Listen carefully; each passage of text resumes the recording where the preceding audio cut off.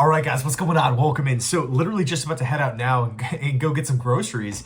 But I was just scrolling on Twitter, as I was kind of getting ready, and I came across this tweet here from Ramy. He goes on to quote Connor Hughes on WFAN. Supposedly the quote was, "Rex Ryan, I heard, is completely out. That is not going to happen with the Jets." Now, Connor Hughes hasn't really put anything on Twitter up to this point. Let me actually just quickly refresh this. Still nothing here.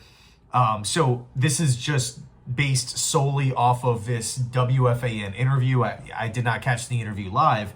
But look, if Connor Hughes is right here, Rex Ryan's out. And what does that mean for the New York Jets, right? Vrabel's gone. Rex is out. I mean, we're taking a look at the available candidates, the guys that the Jets have currently interviewed. Those, the interviews that are done: Ron Rivera, Steve Spagnuolo, Aaron Glenn, Matt Nagy, and then of course the ones that we have scheduled in the future. And this is a really long list, right? It ranges all over the place, right? Arthur Smith with the Steelers. I'm sure that interview is going to take place within the next couple of days.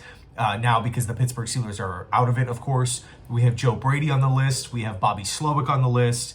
There's a lot of interviews that need to take place for the New York Jets here.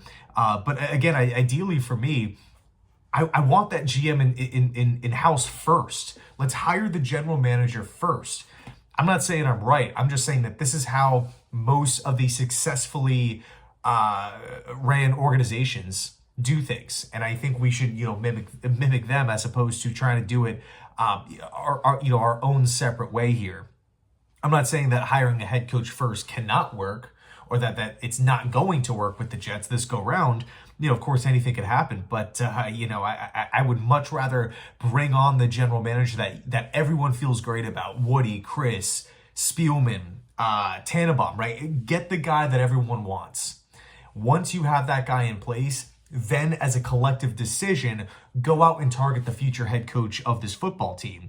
So, on one hand, with Rex being out, it was cool to think about, in certain aspects, right? You get the Rex Ryan quotes, you get the confidence, you get the passion, you get just him as such a genuine guy. But there were also, admittedly, a lot of questions about what would happen on the offensive side of the football. Has the game maybe passed him by a little bit? Personally, I don't think so, but that it's a fair question to ask because he's been out of football for so long. But we move ahead, right? We move ahead here. We're going to continue to interview candidates, both at general manager and head coach. It's going to be really, really interesting. Obviously, with what happens today, what happens tomorrow in that Vikings-Rams game, more interviews could take place. For example, if the Vikings get bounced, Ryan Grigson is already interviewed. So if the Vikings get bounced, now all of a sudden we can go out and interview Brian Flores. Is that a potential pairing? That's a... Flores is someone who I've been pounding on the table about for months, so there's so many different names, so many different guys that the Jets could target here. Again, Vrabel officially off the board. And then, it's interesting because there's some candidates out there that either the Jets don't have interest in, or those candidates don't have interest in the Jets. I'm talking Cliff Kingsbury. I'm talking Ben Johnson. I'm talking Liam Cohen. Also, Todd Monken is another interesting name that we just have not seen linked to the Jets whatsoever, of course, in this cycle, not in the past. But anyway, let me know your thoughts down below in the comment section. Thanks so much for watching. I appreciate it. And as always, go Jets.